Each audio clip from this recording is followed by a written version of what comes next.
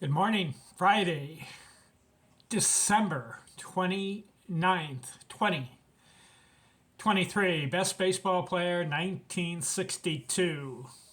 Two players tied with three categories each. Frank Robinson, Hall of Fame. Tommy Davis, not in the Hall of Fame. Where did they win? Start with Tommy Davis. He had the best batting average, 346, and he had the most hits, 230. In his third category, he had the runs batted in, 153. So he had the batting average. He had the runs batted in. Did not have the homers. If he had the homers, he would have had the Triple Crown. Tommy Davis, three categories. Frank Robinson, three categories. Doubles, 51. Runs scored, 134. And slugging, 624. Now you may say that Tommy Davis had a better year than Frank Robinson. But according to my criteria, I'm looking at 13 categories, and whoever wins the most categories is my player for that year. And since Robinson and Davis both have three categories, I got to give it to both of them. But I will admit, Tommy Davis had a better year. With the batting average, 346, we can look at Frank Robinson. Excuse me. We can look at his batting average. Then the runs batted in for Tommy Davis, 153. Whew. If you get 100 RBIs, you're good. You get 125, you're very good. You get over 150, you're very, very, very good. Robinson had the most runs scored, 134. What's a better stat to you? Runs batted in or runs scored? That's a tough one. You want to score a run for your team, so it means you got to get on base. But when you bat in a run batted in, you're really helping out the team because you're hitting with a guy on base. If you want to know my opinion, I think runs scored is a better stat than runs batted in, because it indicates that you're on base, which has on base percentage. In order to get on base, it's either a walk, hit by the pitch, whatever, or if you're on by an error. So you got the on base percentage combined with the run scored. It's two things you got to do. Actually, three things. You got to not only get on base, but you got to hit the ball. So you can look at it as being a hitter to get on base. Hitting, on base, run scored. Whereas runs batted in, it takes two things. You got to have a man on base in order to get him in, or if you hit a home run, that's a run batted in. So it's just two things, whereas run scored involves three things. Following me? The other categories, Willie Mays had the most homers that year. Gino Casimilo had the triples. Maury Wills the singles. Mickey Mantle had the on base. He also had the base on balls. And then Maury Wills had the stolen bases. And Willie Mays had the total bases.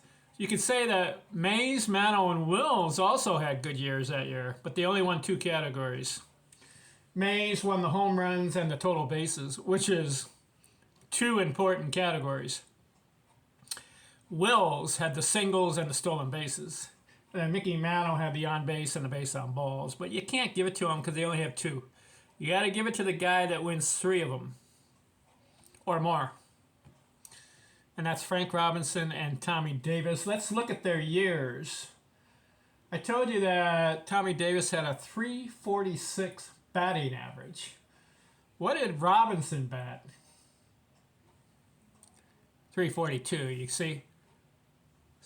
So they're a 4-point difference. So they're both equal, basically, in the batting average that year. That's why I'm giving it to both of them. Not the batting average, but I'm giving the best player of the year to both of them because they're both similar in batting average. 1962. Frank Robinson plays every game. 162. I like that. 609 at bats. 134 runs scored. I told you I favor runs scored over RBIs. Frank Robinson won that. 208 hits. Now, Tommy Davis had 230, so he beats him there, Tommy Davis. 51 doubles. 39 homers, 136 RBI, 342, 421 on base, 624 slugging, and 380 total bases. So let's compare with Tommy Davis.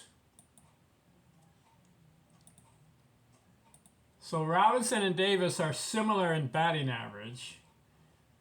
Robinson, 342. Davis, 346. Give it to Davis. Just slightly edge. How about the runs scored? Robinson wins it. He had 134, where Davis had 120. Davis wins in hits. 230 hits. He wins that category. Robinson, 208. But they're both over 200 hits. 27 doubles for Davis. Whereas Robinson, 51. See? You can't leave Robinson off. He clobbered Davis in doubles. Robinson had 2 triples. Davis had 9. So Davis wins the triples. Robinson had 39 homers. Davis,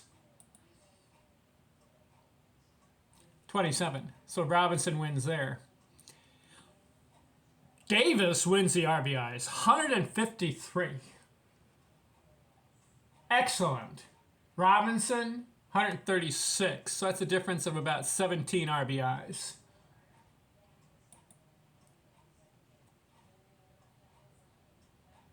So the batting average, 346 for Davis, 342 for Robinson. On base, Davis 374, but Robinson 421.